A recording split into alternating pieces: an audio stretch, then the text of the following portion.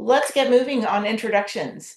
My name is Annaleah Morrow, and I will serve as your facilitator today for our webinar, talking about this fantastic initiative with Xavier University. My role at Avaap is to work with our customer experience team. So I connect with our clients from the time we first meet with them throughout their life cycle and their journey with us at Avaap. So it has been my pleasure to be aligned with Xavier from the very early days and meeting folks even before the project began. My background is over 3 decades of higher ed, so this project is, of course, near and dear to my heart.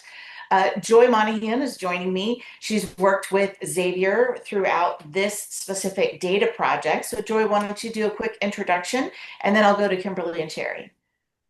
All right. Hi, everyone. I'm Joy Monaghan. I'm a senior consultant with Avaap. I've had the opportunity to work closely with Xavier's team on their data and analytics transformation, particularly around building a strong data foundation to support the student success initiatives. I'm really excited to be part of today's conversation and share some of the key lessons that we've learned along the way. Wonderful. Kimberly, why don't you introduce yourself? Good afternoon, everybody. So Kimberly Moore, and I'm the Vice President of Student Affairs and also the Chief Student Success Officer, two distinct roles.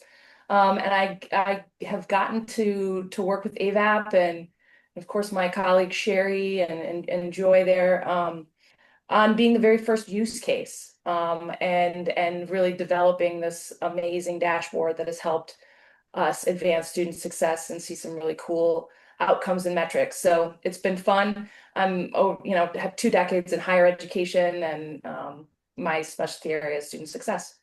Wonderful. You're already building the excitement for what we're going to talk about. Sheri, why don't you tell us about you? Hi, I'm Sheri Thomas, and I am the AVP and CIO here at Xavier. I have about 15 years of higher ed experience. My primary background is in large ERP in data analytics.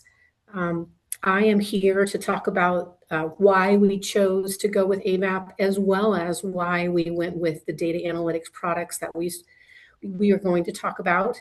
And I'm very excited to share our story. Thank you. Thank you.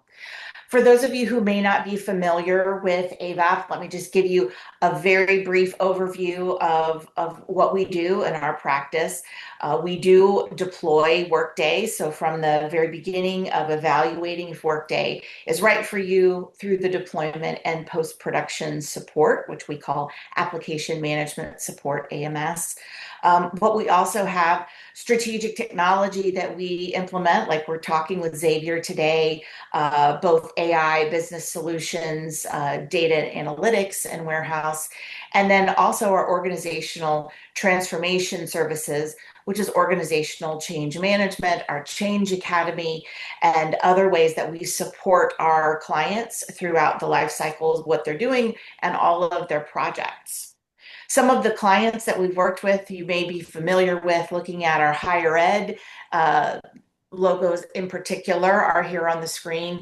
We have some active work that we're doing in the state of Ohio with some of Xavier's colleagues we're working with, but also some of the others that are on the screen. We are very proud to have had Ohio State University be our very first client when we were created in 2001, and they continue to work with us today. So strong partnership, higher education is in our DNA, and we understand how important a project like this, with data at its center, with student success and initiatives are at its center. So without further ado, let's jump in and let's talk about this project and why it was so important. We don't need slides because I just want to talk to you, Sheri and Kimberly, about the vision and why this was so important. I'm going to start with the technical side first, Sheri, and let you talk about just the framework and your vision for the data. And then I'll go to you, Kimberly, to talk about the vision for how you help the students with this data. Okay, so I'd like to start with why we even needed to make the selection. We are a Banner managed cloud environment, and we needed to make a decision whether we were going to go Banner SaaS or if we were going to look at other ERPs of the future. So as we were building out our ROI for our business case for our ERP of the future, one of the things I needed to figure out was how was I going to archive our managed cloud environment? Because I'm not on-prem, I need to ensure that the data that we've had for the past 25 years in our ERP system is protected and maintained for long time use. So I met with Avaap and I said, we'd love to go with a new ERP. We love the Workday experience. But if I do not have a long-term strategy for my data, then this is a no-go for anything. And as we talked about it, they had a really neat solution to move us forward with BI. But as the CIO, I saw that there was a bigger business need than just archiving data. And Walks, my dear friend from Student Success, I leaned on her very hard and pressured her. I say that kindly, that I needed a business case to move this forward. If we were going to spend $1.5 million doing this, I really needed to provide more value to the institution. And then, Kimberly, I'd love for you to share what you brought forward as the business case. Sure. So, Xavier has really kind of, it's just the facts is that we struggled with our peer set in regards to our retention numbers.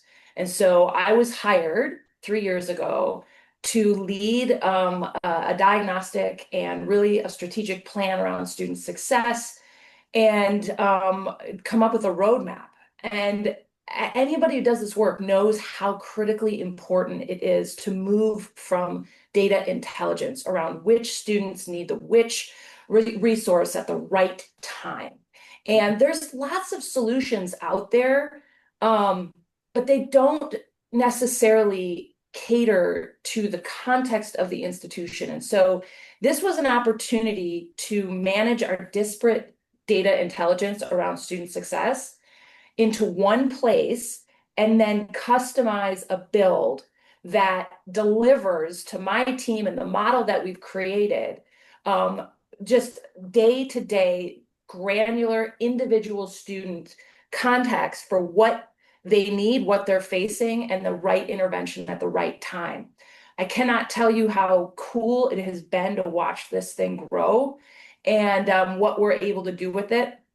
My team is thrilled. They're hopeful. They feel confident in aggressive goals. We are moving towards 90%. We've rebounded 8 points in 2 years for a lot of different reasons, but our foundation is data and moving from data confidently. So it's descriptive data is what we had in Excel spreadsheets and various systems that were disparate. And the use case was, Sheri, can you help me pull this together in a centralized way? And is this the right time to do it? And so it's been really fun. I'm really proud of how it has evolved. Completely collaborative, cross-university collaboration and partnerships. And it's an incredible solution we're excited to continue to use. I want to just highlight and state again, more than 8 points that you have gained in retention. That is fabulous. Congratulations. And I know that goes to such hard work from you and your team, not just about this data, but making sure that you are showing the care and concern for the teams. In fact, I think that your team is the care team, aren't they, for the students? Yep, we have a hub and spoke model around retention, and our care managers are the hub, and we have just incredible spokes out in different departments and partnerships across the university. So if something is going on with our students, we know about it. We either know about it from pre-enrollment data, post-enrollment behaviors, qualitative storytelling and interactions from our students. We're pulling it together, and we can act from an informed place, proactively outreach to our students, and do what we do grounded in our mission, which is care for students. I love that. Joy, why don't you talk about how long this project took for us to implement that first phase, the technical about how we're connecting, what we're connecting, and what it looks like to go forward. So yes, I think we got started had about a 3-month really heavy build process of ingesting those data sources. We started with 4 data sources and moved up pretty quickly to 10. So, Kimberly's nodding. That's really hard for her team. They have all of the information to look out for their students, but it was a little bit of a treasure hunt to bring it all together to say, who are those people that we need to reach out to today? So we brought together those data sources, starting with the first four, and then we had sprints set up so that we were adding data really quickly. We would meet and say, okay, these are the next on deck. Our meal plan's more important than orientation or whatever. Go from there. So that was another, I think, 3 months for that process to get that dashboard really built out and finalized. So yes, and then So next three up, we've been months. talking about that intervention process and how to track who has received an intervention and then just validate, okay, is tutoring versus care and support, what kind of outreach is the most impactful? So 3 months to stand up the original technology, about 3 months to do the dashboard. And Sheri, you all were doing nothing else at that time at Xavier, right? We tongue in cheek there. Yes, of So at course. the exact same time that we were doing this data migration, the data modernization project, we had selected Workday to be our new ERP system. So what we did to ensure that we were successful is, one, we wanted to make sure that data modernization focused only solely on the student side of the data aspects here at Xavier.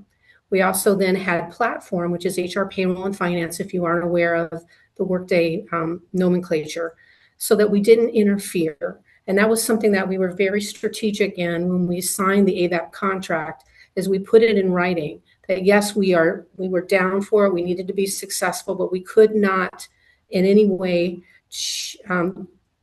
keep the Workday implementation from moving forward. We all were in agreement, if that did happen, that we were going to stop the data modernization project. I'd like to share with you that we were very successful. It was very easy for us to separate the needs and the systems. And on top of that, we had other, recruiting prospects, types of other initiatives going on around campus. It wasn't just the ERP and it wasn't just data modernization. So our business offices were very busy. And as Joy could probably share, the data only is as meaningful as the business office can talk about it and share the importance behind it. So it was very important for us to make sure that the business offices were as lockstep with the technology delivery as well as the business case or the business needs.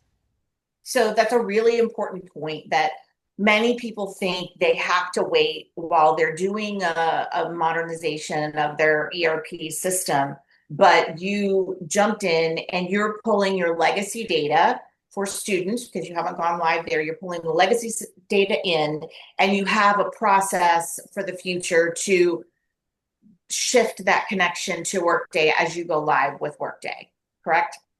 Correct. So the way that the Snowflake environment was built out is we very much identified the needs for the data. Some of them are auxiliary systems, so they will not change when we go to Workday.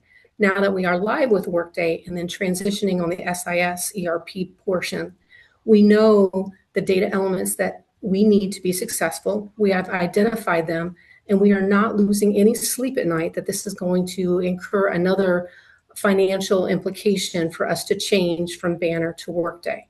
So if I wasn't very clear about that, is we have documented and we've identified these data elements. And Alteryx, which is the ETL engine, allows it to be very nimble for us to be able to change, and what they call the pipelines. We will ingest Banner data, and then we will ingest Workday data right behind it. And in one case, we will actually be operating out of both systems at the same time, Right. and it'll be very complicated, and we will be ingesting both of those data sources within the warehouse at the same time. So while Xavier is very successful, you're not one of the largest institutions in the country. So I know that folks are thinking, oh, they must have had this team of folks. And we've already had a question, how many people did it take on your side? Kimberly, I know you talked about how this was a collaborative cross-campus effort for the data that you are ingesting. Why don't you talk a little bit about the teams that you pulled in functionally to make sure that you had the right subject matter experts. And then Sheri and Joy, I want to talk a little bit about the technical teams and how we staffed those on the Avaap and Xavier side. So Kimberly, first talk about who you involved around the campus community. Yep. So the way we're structured is I lead a senior leadership team. That's the student success leadership team. We all report to the president. It's our chief enrollment officer. So myself as the chief student success officer in student affairs, it's our provost, and then our chief of staff from the president, because this is a presidentially supported project. Of course, it's really important that we have that top-down support. So they understood strategically what we were trying to accomplish. They understood the student success strategic plan. But from a day-to-day standpoint, it was just myself and the chief enrollment officer who were the sponsors of the use case particularly. So, and that might have involved, an hour or two a month. It really was not intensive. And then when we really got down into the nitty gritty, it was me sort of envisioning what I might need at an executive view, reporting view. And so it's still just me. And so that's one. And then when it got down to the individual dashboard that our care managers would drive from, it was our Dean of Students and our Associate Dean of Students who runs the care and support management team. And so that was primarily it. Sometimes we pulled in some of our data analytics folks that work on that team. So one other individual, but these are individuals who have full-time jobs doing student-facing care on the regular. And so between the four of us, we had what we needed. Great. Joy, I know we have a large and experienced Snowflake team, and they have done large scale, even for full state projects. But for this project, I'd like for you to talk about how many and what kind of level folks did we use to stand up the project, and then as we started to connect data sources. Yeah, so we have kind of three, I would say, core team members, the most experienced members. So that would be kind of our mile 1, mile 2, and mile 3 of the implementation. So that would be Smit Modi for our mile 1, James Munsey for mile 2, and then Stacy George for mile 3. So that's kind of, they would hand it off between each other through that cycle, through ingesting the data, transforming the data, and then making that product for the end users. So that's kind of the core team. And then, of course, a number of other people that we were working with on different things, kind of under their direction for each of those components. So you directed from a technical standpoint, and then based on their expertise, they would hand off as things needed to happen. Sheri, I know that you all recently, you've added, Jay's role has expanded. Why don't you talk a little bit about, from the technical side, how you started? And I really think that your story about oversight now is really a good lessons learned for those who are moving into this kind of project. So from a IT perspective, as far as resources, we started out with I'd say 3/4 of a commitment of a project manager. And we really thought that was important because they helped Avaap then build the relationships around campus. Jay, that's the gentleman's name, he knew what door to knock on. He also knew how to escalate to ensure that people knew that it needed to be a turnaround of a day or two, not of a week or two. And that really kept the project going forward. Now, from a technical perspective, we did not necessarily tie anybody specific to this project. It was a person depending on the technology they supported. So I don't want anybody to think it was a large, heavy lift. They were really kind of pipelines or PL SQL environment type deliveries that we were able to then to hand Avaap. We would hand them data files, and then they took it from there to do the configuration. And then what Annaleah asked me about what we did kind of long term is we saw that Jay was just phenomenal in this role as far as project manager. He really dug in and understood the technology. He understood the business case. He drove what the next deliverables were going to be. He built the roadmap and really, really engaged with the Avaap team. And what it did was it really opened my eyes that we needed long-term what we are calling a product manager. We needed somebody full-time to manage this going forward, or our concern was that this would not be managed like an application manager would take this and run with it long term. You know, we had spent the money, we have great technology, we delivered a great product for student success. I wanted to make sure that we delivered that for whether it be athletics or enrollment or the financial aid area. We wanted to be able to continue. And so Jay has been promoted to product manager, which then is going to take care of the care and feeding of the system long term and prioritize this. So we're able to say this is no longer a project, but it is a functioning product with a governance cycle. Right. Such a distinction that's important there. One thing that you and Kimberly both touched on was your involvement and the involvement of other executives. And I think that was really a key to the success. Kimberly, even though it was you a lot of times, how did you continue to get that support from your colleagues around the campus for what they wanted to see, make sure your vision was their vision and it became aligned? So I think the key was having done a really thorough diagnostic on our student success deficits, and presenting that to the cabinet, to the board of trustees, the president, and had the full backing of the board and cabinet to understand that retention and student success is an institutional priority.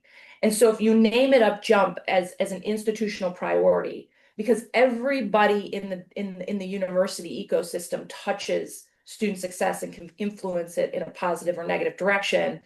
Once you have that established as a foundational and shared principle, it's the most solid foundation you can have to then deploy the strategy, right? So the buy-in was there from jump.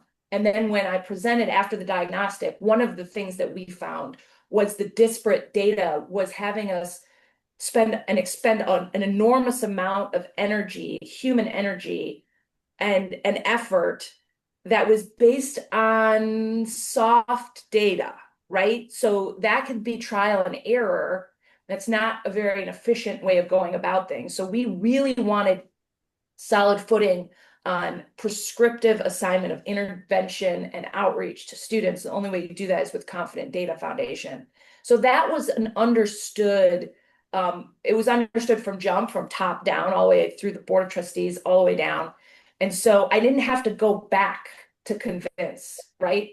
It was a diagnostic understanding, shared understanding across the shared governance system of the university. It was named as an institutional priority. Data was one of 4 pillars that we had to get right in order to launch, and the rest is history. This alignment is so rare, and I'm so pleased to hear that it from the very beginning has been discussed and supported and really moved forward in the right way. Sheri, you and I have talked about how in the past technology was just not as nimble, and sometimes things like this initiatives and new dashboards took an inordinate amount of time. So what are next steps for you on how to continue moving this forward? Yes, so my history is within the Ohio State environment, working at a state institution, and we had a Microsoft platform, and it took us 2 years to establish that platform and get it going. And I can't even tell you that if we really delivered working, functioning dashboarding by then. Yes, we had a presentation layer moving, we had Tableau moving, but we did not necessarily have dashboarding. And so I, as a CIO, are just so excited that within 3 months that I can provide a business user or a business office a use case. So what we have done, actually, I want to say what Jay has done is he met with all the end users around campus, the business offices, and we had approximately 45 use cases that we wanted to line up and determine what the priorities were. So my co-sponsor with this project is the AVP of academic I'm going to call them affairs. It's not affairs. It's not student affairs, but coming out of the office of the provost. I'm sorry, I don't know his title. That's so bad. We lined up the priorities, and they came very close to one another. The top 15. We are probably halfway, 50% done with the top 15, and then Jay will reevaluate at that point because things could have changed. The next 16 to 30 could have very much changed, and we've had some things creep in. So we will continue on a yearly basis. Jay is responsible for building out that roadmap. He meets with the executive sponsors, Kimberly and one of her peers, and they ensure, and I can't even tell you, at a technology level, at my level, to have the backing all the way up to the president's office that this is important is unbelievable. People respond. They are very happy when their door is knocked upon or when they receive a phone call. They are happy to participate because we do have a positive rapport and we have done a delivery. So we do have some cred out there, and people are wanting what Kimberly has for there to be the next use case. I am sure there are participants in the webinar that are nudging each other saying, did you just hear her say 15 projects they have done? 15? 15 priorities? That's wonderful. Kimberly, what's next for you? What's next on your wish list for this project? I think just to iterate, right? And to get it dialed in. It's based on machine learning. And so we've got to continue to train it. And the way you train it is use it. And so we have to really train up the team to understand the full functionality. I know they see the end game. I know they see like it's Christmas morning, kind of a, whoa, this is such a cool thing, but they haven't yet gone outside and played with the new toy. And so after it has been through a full cycle, right? So they definitely are using it on a daily basis, but it's only going to get smarter as it's used and as time goes on. And we're excited to see when census hits and see the impact and what an incredible tool it will be for helping us to report out to the board and everything else. So it's got an executive layer for me. And then it's got that day-to-day operational, individual granular level of each student and what's going on with them. So I think it's really training up more folks to use the tool to understand its functionality and then iterate and continue to feature build. Lovely. Sheri, you and I have talked about how you've taken the crawl, walk, run approach. And even from the beginning, you set up a support model so that this would not just be deployed and then it was all on you. Has that allowed you to have a little bit of breathing room and flexibility with creatively thinking about what's next? So yes, I really did not understand or appreciate crawl, walk, run until we were in the midst of doing our first business case. And as we were deploying, one thing that I was able to look upon my team is go, wow, we are not solely responsible for the infrastructure build out. That with this crawl, walk, run and the 3-year contract we have with Avaap, they are hosting our environment and ensuring that we have the proper resources and the bandwidth and the resource allocation across the 3 years. So we are going to then do knowledge transfer. Right now we're in year 2, so we are in the walk stage. One thing that I haven't mentioned much about is our IR team. Our IR team will ultimately have the infrastructure kind of migrate to them for support, and they will become the ETL people of the future. And so that team has been lockstep with us as well. They have, and I think everybody on this call knows that IR has plenty of obligations throughout the year. So that is another thing that we've been able to do is still be able to deliver, even though the iPads reporting was going out or some other survey came in that we needed to do. And the concept of doing remote support has been very successful here. We have proven that you don't have to be on site, you don't have to manage it yourself, and that you can rely on a vendor to be successful. It's a good transition for my question for you, Joy. How have you maintained open communication and collaboration? Because a lot of this has been remote, and obviously you have a good rapport. I mean, we have built relationships, but how have you maintained that communication to make sure that as we roll things out, Xavier really does understand and is aligned with what's being delivered? A lot of credit for that goes to Jay. I think, as mentioned earlier, he's been really great about coordinating and making sure that we're talking to the right people, that any concerns anyone has are addressed, on both sides. So definitely he gets so much credit for that. That's been really important. And I think we all just talk really frequently as well. Just keeping tabs on each other. And sometimes there's some ebb and flow there. Like I know towards the end of the year, it was getting to be like, this is a crazy time for Kimberly's team. So, we're going to take a step back and pick it up later. And then Sheri mentioned IR. We've also worked really closely with them, which has been hugely helpful, I think, on both sides of the equation. For us coming in, they already know how to define a freshman class or whatever. So we could take even their SQL that they've used to get us started really quickly. And then throughout the whole process, especially with the dashboard, worked really closely with them to validate that data. So we had a whole separate UAT just with IR to confirm the data. So they're in a really good position. They already knew so much of that stuff, and then to see that transition over into Snowflake. And we're now working with them on that Alteryx tool so that they're going to start doing some of that ingestion themselves.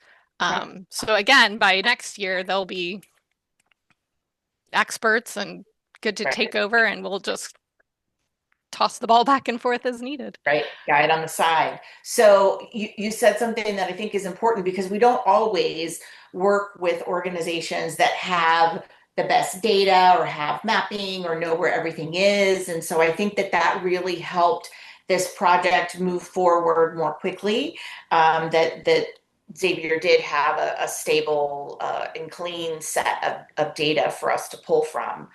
Let's talk a little bit about lessons learned. Kimberly, you talked about how important it was to have done your analysis ahead of time. We can bring the slide back up, Vanessa, because it's not in any order. There are 10 there, but or 9 there, but we'll jump around because these are all important. Let's talk first about how important it was to know what the data was and how IR sort of layered into the analysis that you had done to validate where you were going with this project. Me or Sheri? Yeah, Kimberly, sorry. No problem. IR is our go-to. I mean, that's the true source, right, of the data. And so I think we were using a custom build sort of spreadsheet. And so as we moved and migrated over to the new dashboard, IR was our reliability, filter. And so you had done that analysis over several years for what you wanted to build as well, correct? Say that again. You had done analysis on your build and what you wanted to build as well. Yep, absolutely. Like I said, like we had done a full diagnostic. It was a 6-month diagnostic, both qualitative and quantitative, to really understand where we were most vulnerable. Mm-hmm. And IR was a key partner in that, in particular in the data realm. So they were, hoping and wishing alongside us. So, but they're the ones who report to iPads. They're the ones who are the true source. So having them engaged, having them have familiarity with where we were coming from, familiarity with understanding what problem we were trying to solve, and then being, the source for validation as we migrated over to the new tool was awesome. Wonderful. Sheri, you talked about the support that you've gotten from your executive colleagues, but I'd like, just as a lessons learned for those who maybe aren't sure how to bring their colleagues on board with a vision, what would you offer them as something that may not have as such a strong support community as you had? Well, first and foremost, having a strong relationship with your supervisor. I report up to the CFO. He is a very understanding man who's been around. And one thing that I would like to share is that data is is magic. It really tells the business case. It supports what you're trying to do. And in here at Xavier, we wanted to churn the bus around and do a 360 instantaneously. And our senior leaders, bought into the ERP of the future, the diagnostics of the data. And I guess I wasn't afraid. I wasn't afraid to put it out there and to potentially fail. I did not know 100% that this was going to work out the way it has. And I guess one lessons learned I would, share is if you aren't willing to fail, then you're probably not going down the right path. I was betting it all on this. My first chance as CIO, my first large project, my first year here at Xavier, I was betting it all. I bet the farm on this. And Avaap was right there with me. And I think the direction that we have been led and that they advised us on, has really panned out for us. And you were advised against this, weren't you? I believe that you did have an advisor in your ear saying, don't take on this kind of data transformation project while you're doing an ERP, just slow and steady, do it. But why don't you talk about how you did take that gamble? And I mean, we can see with Kimberly and the stories that she's telling how positive that has been and what an impact, but that's not what you were advised to do originally, was it? Right. So we have a relationship with a consulting firm that advises me as a CIO and as a university on what we should be doing from a technology perspective. And when we signed the Workday contract, they were, okay, great, Sheri, this was, a great step forward, great thing to do as a CIO. This is the time. When I brought forward that I wanted to do a data analytics, data modernization at the same time, Sheri, you need to put on the brakes. You're going to break the university. And one of the things that I brought forward was, I would look at Kimberly and her peers, and what I was ultimately saying if I didn't move this forward was, I'm sorry, I can't help you with reporting for 3 years. And, I used to be an ERP director. I couldn't figure out or wrap my head around looking at a vice president who was trying to write enrollment and statistics around the university and say, you're going to need to continue to do Excel reporting or use an Access database for the next 3 years. But, we just spent $10 million putting Workday in. I could not wrap my head around that recommendation from the consulting firm.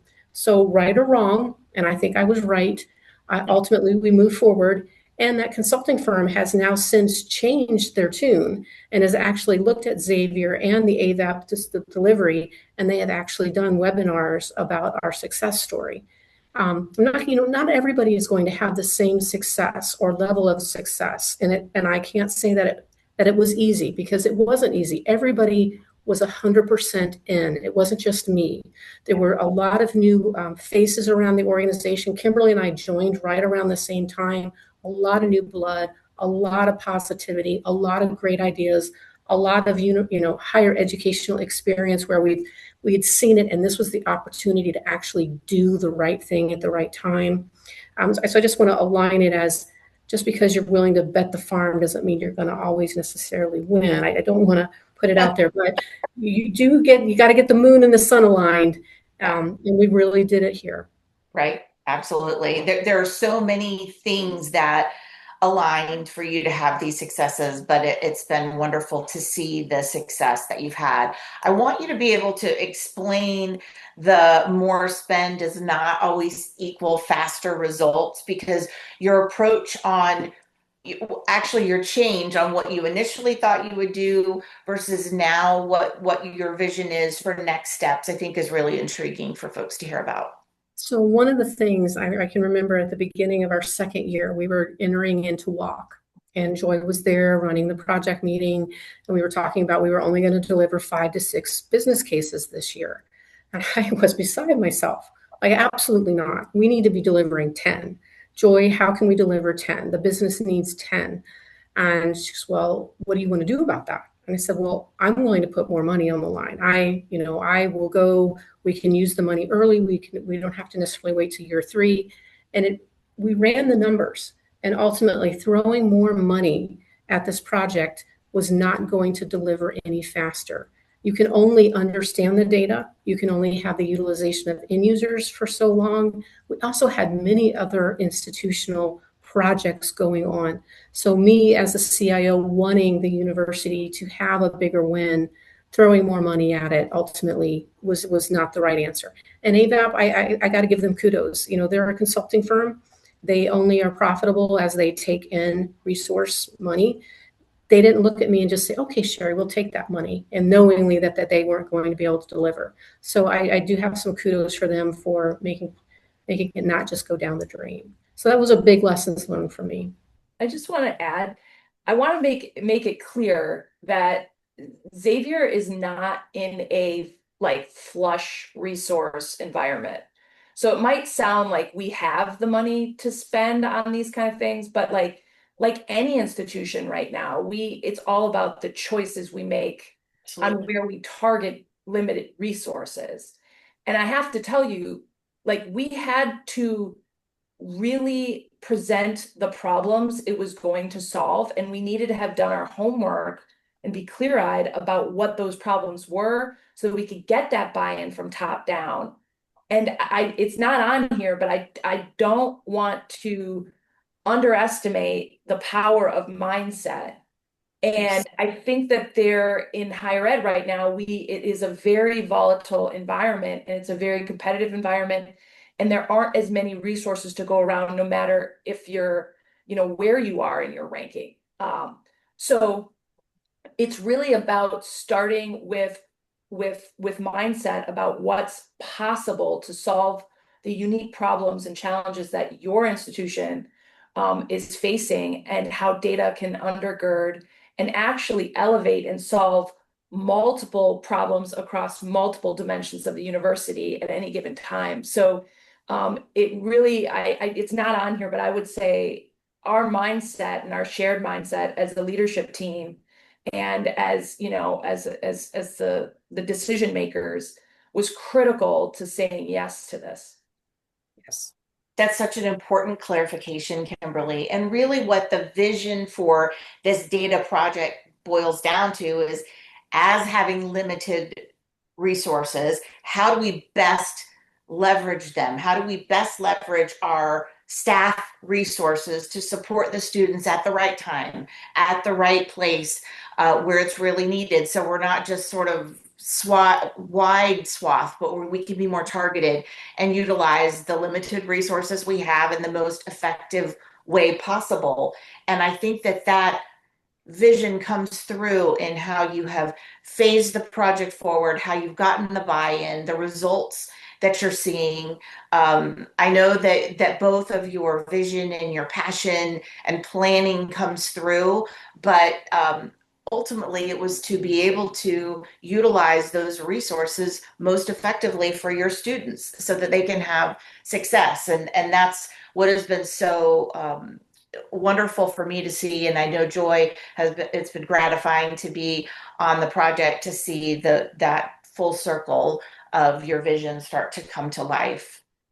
I know we have questions coming in. Feel free, those on the webinar, to type as you feel fit. We'll answer those. Any final thoughts that you would offer? We can take the slides down, Vanessa. Any other closing thoughts that you would offer? I'll go to Kimberly first on other executives who are thinking about moving into a data, and I'm going to call it a visualization project, where they're bringing disparate sources in. What would you suggest for them to keep in mind? I just, again, don't underestimate context of your institution. I think a lot of us, because our data houses aren't in order, that a lot of us look to national data sets or national best practices to then apply at our institutions. But, one size doesn't fit everyone. And so I strongly encourage you to do a contextual diagnostic effort around student success, and then utilize best practices and see where the gaps are and what inventory of offerings, program services, and resources that you have on your campus to address your individual unique challenges. I think student success is often applied as a one-size-fits-all model, and it's just not the case. Don't be afraid to build from the ground up. There's a ton of off-the-shelf solutions that promise you a lot of things out there. Start at home, start from your foundation, build from the ground up, do the diagnostic, and then drive from knowledge. And there's nothing better than data to get to prescriptive outcomes, which change the metrics of success. So that would be my closing. Thank you. Thank you. Joy, we had a question about how we harmonize data across various sources. And I know that we've leveraged Alteryx to help transform and pull things together, but I wanted to talk about any other steps that, the team worked on to make sure that we could connect all of those sources for visualization. Well, I mean, that is an ongoing process. I'm guessing that question is probably especially asking about Banner to Workday. That does seem to be a hot topic for everyone. Um, and I do think a lot of that goes back to that relationship with IR, and then as we move forward to Workday, being able to sync up those two sources where they're very similar, but not the same. Right. But making sure that there's already a plan in place so that there's not Exactly. a delay in the data and in the availability, because by then it will be so ingrained and will be dependent upon. Sheri, what Exactly. would you offer to other institutions that that are looking to do this kind of transformation? And I'd say in general, and also maybe again timing, what you would suggest. I guess if I had anything to share, is not to be afraid of your data. Again, being relatively new to Xavier when this all started, one of the what I kept hearing echoing through the halls was the data was not going to be right. The data was not right. The data was not taken care of. Well, I'm here to tell you that yes, we had siloed data, and we weren't able to necessarily pull it together prior to having a warehouse. But when we did pull it together, we do not have these unhinged, unimaginable data issues. Yes, maybe there's some data elements missing that we really wish that we had, but ultimately the data, it just wasn't, it wasn't crummy data. And I guess that what I'm trying to share is if you have solid ERP, and you've bought modern systems and maintained them, I wouldn't be afraid to bring them together in a warehouse scenario and unsilo them. I wouldn't stop and think that you need to do data governance and data cleanup prior to doing a data warehouse. That was something that we have learned here, is that we are at the same time doing data governance. And we did have some minor data governance occurring within the Banner environment. Not to be long-winded, but that's really what I'd like to share. You're your own myth buster today. Like you can do it while you do an ERP. You don't have to be as scared of your data. Like let's just keep them going. I love it. This has been such a privilege for me to help talk about this story and this success story. It's been exciting to follow it as it's happening, and even more exciting to see the enthusiasm around campus for the use and hear about the success of keeping more students at Xavier to continue to pursue their dreams and their education. So thank you so much for taking your time to share your story and your vision and your lessons learned with those who are on the webinar with us today. If anyone has further questions, I know that Sheri and Kimberly would be happy to answer them. Just feel free to get with us and we will make sure that we connect you and answer those. But thank you very much for your time today. We wish you all a happy Thursday.